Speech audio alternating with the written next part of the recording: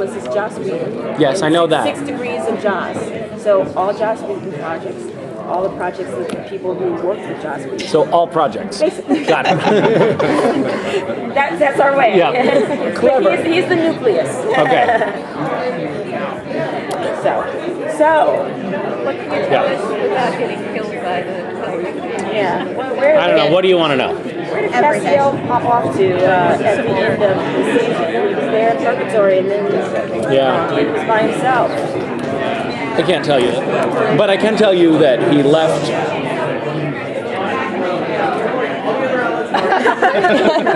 Okay. I actually do know, and I'm not going to tell you why or where he went, but I will tell you that that is a question that is resolved fairly early on in the season. We get to see, that's what he was doing, and he may have his own agenda, and he may be trying to save his own ass, or he may be doing something to protect Dean, and I'm not going to tell you which one it is. But yeah, it's fragmented. The way that the Purgatory flashback storyline is being presented is fragmented. So even I don't have a clear picture of how it all comes together yet. So far this season, they're keeping me just as in the dark as always. None of us know. Like none of the actors know what's going on.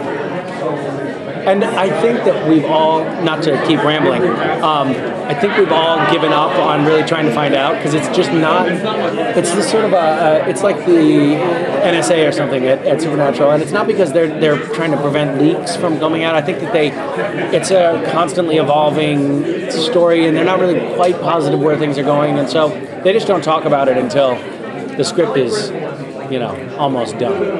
And that's just the culture of how the show works, and that's how it's always been. So we don't fight it anymore. We don't ask questions because they just roll their eyes at us if we do. So are we going to definitely see more of Castiel this year? None of that 2 episodes and then Yes. Bye. I hope so. So last season you played power-hungry Castiel, amnesiac Castiel, crazy Castiel, more or less back to normal Castiel. How was that to keep switching between versions of the same character? It was good. It's funny. It's a funny thing because some of the changes, like Cass going crazy, it's tough to parse out how much of the old Cass you bring into that new character and how much you wipe the slate clean and start over. And it kind of makes you doubt yourself a little bit because you're just not sure where. You have to sort of create it, and you have to create it very quickly. You don't have 3 months to sit in a cave somewhere and really reflect on how it goes because you get to set. You have one idea. Ben, I think I was gonna try doing this with the crazy Cass, and he'll say, that was good, but let's try doing the exact opposite. And so then you have 2 minutes while they readjust the focus on the camera to reinvent the character, and then once you actually lay something down on film, you can't go back. You can't be like, you know what? I don't want to do that. Now you have to do it. So you have to just stick with it and find ways to make it work. And it's kind of an evolving challenge. Yeah.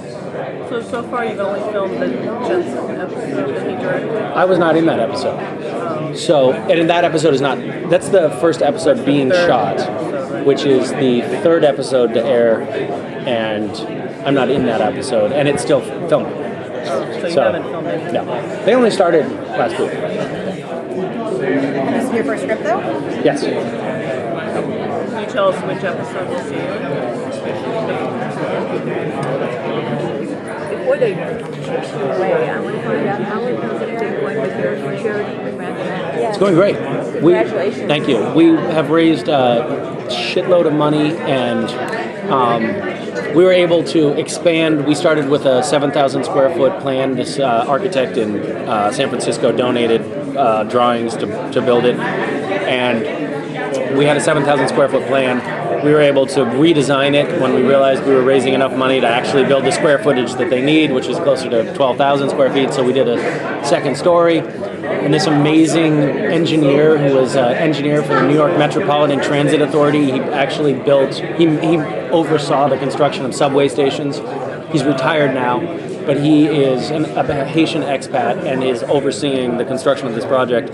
And when we went down just about a month ago, not even a month ago, he toured me around the structure, and it was truly awesome to see. It's being built like a subway.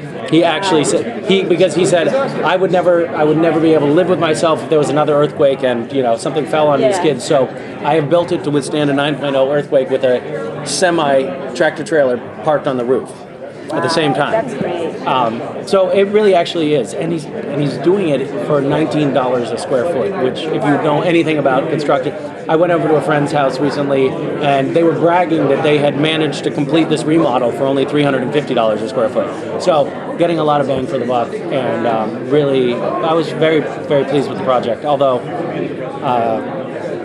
Haiti is such a catastrophic mess still. It was really disheartening to see, since the earthquake, the aid workers brought in these little single-serving bags of water so people have fresh drinking water, which sounds like a great idea, except for there's no trash disposal system in Haiti. So now the entire country is carpeted in plastic bags, and it looks like ground cover. It looks like some sort of a succulent that's been planted everywhere. Little things like that, and the unintended consequences of some of the things that have gone on, like the Nepalese aid workers that came in from the UN from Nepal reintroduced cholera to Haiti after the earthquake. So it's a true mess, but whatever. We're trying to do something. Like you and Colin, and I saw Colin. Yeah. Did you see him here? Yeah. Oh, good. I told him that it was awesome. Yeah. He was a lot of fun to have down there. How many fans went there? We had, I don't know, whatever our capacity was. I think it was 20 something. Like 20. Yeah, 20. Yeah, I saw the picture. Yeah. Really cool. Are you planning another, and forgive me for saying it wrong, Dishwishes, the greatest international? You added an extra syllable, but I think it's nice. I got my dad's against the sarcosis. Oh, did you? Yes, I surely did. Well done. If I do another one, will you do it again? I absolutely will. Good. It's so much fun. Our team, and I'm sure people had the same kind of experience, where my team was from all over the world. I had Russians and Bolivians and Canadians and I'm from California, and so it was really fun to interact with people and see the things that they can do. It blew me away how much fun I had with it too. So yes, we are doing it again. We're scheming on different little launch ideas and stuff, but it'll be. I had a ridiculously fun time doing that. I don't know why. Did they tell me to leave a long time ago? No, they said 1 minute. Oh, okay. And then, But Oh, okay. now you. All right. Bye.